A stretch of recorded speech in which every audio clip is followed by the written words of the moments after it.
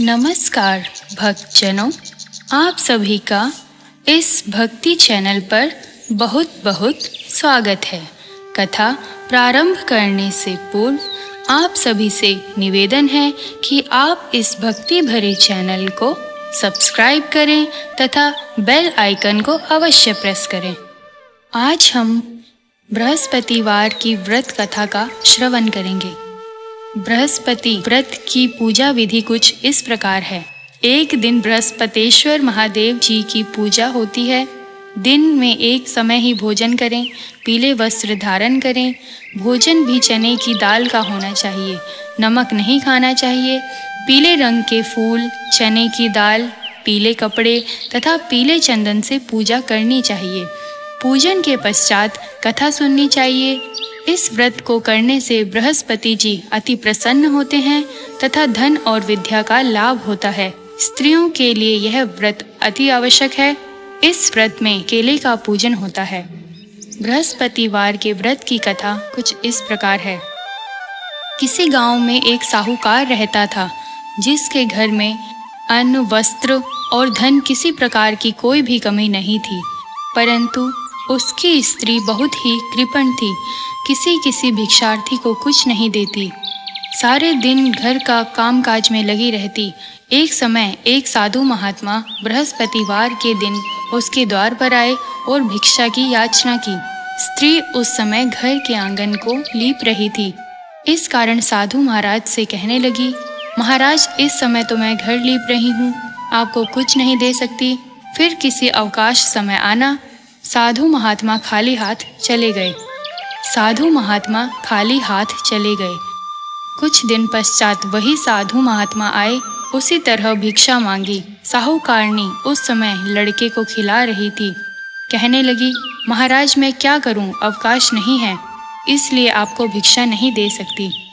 तीसरी बार महात्मा आए तो उसने उन्हें उसी तरह टालना चाहा, परंतु महात्मा जी कहने लगे कि यदि तुमको बिल्कुल ही अवकाश हो जाए तो मुझे क्या दोगी। साहूकारनी कहने लगी कि हाँ महाराज, यदि ऐसा हो जाए तो आपकी बड़ी कृपा होगी। साधु महात्मा कहने लगे कि अच्छा, मैं एक उपाय बताता हूँ। तुम बृहस्पतिवार को दिन चढ़े उठो और सारे घर में झाड़ू लगाकर कूड़ा एक कोने में जमा करके रख दो। घर में चौका इत्यादि मत लगाओ। फिर स्नान आदि करके घर वालों से कह दो उस दिन सब हजामत अवश्य बनवाएं।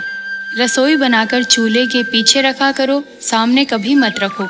सायंकाल को अंधेरा होने के बाद दीपक जलाओ तथा बृहस्पतिवार को पीले वस्त्र धारण मत करो, न पीले रंग की चीज़ों का भोजन करो। बृहस्पतिवार को पीले वस्त्र मत धारण करो, न पीले रंग की चीज़ों का भोजन करो। यदि ऐसा करोगे तो तुमको घर का कोई काम नहीं करना पड़ेगा। साहूकारनी ने ऐसा ही किया।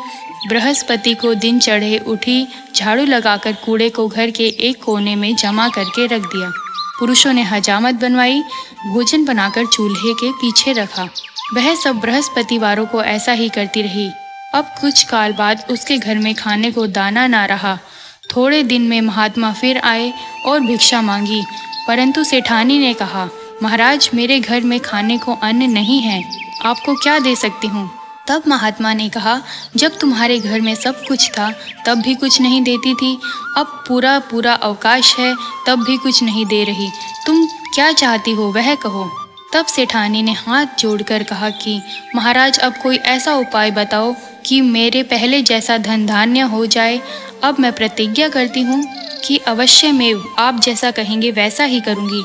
तब महात्मा जी बोले, बृहस्पतिवार को प्रातः काल उठकर स्नानादि से निवृत्त होकर घर को गौ के गोबर से लीपो तथा घर के पुरुष हजामत न बनवाएं। भूखों को अन्न जल देती रहा करो। ठीक सायंकाल दीपक जलाओ। यदि ऐसा करोगी तो तुम्हारी सब मनोकामनाएं भगवान बृहस्पति जी की कृपा से पूर्ण होंगी। सेठानी ने ऐसा ही किया और उसके घर में धन धान्य वैसा ही हो गया जैसा पहले था।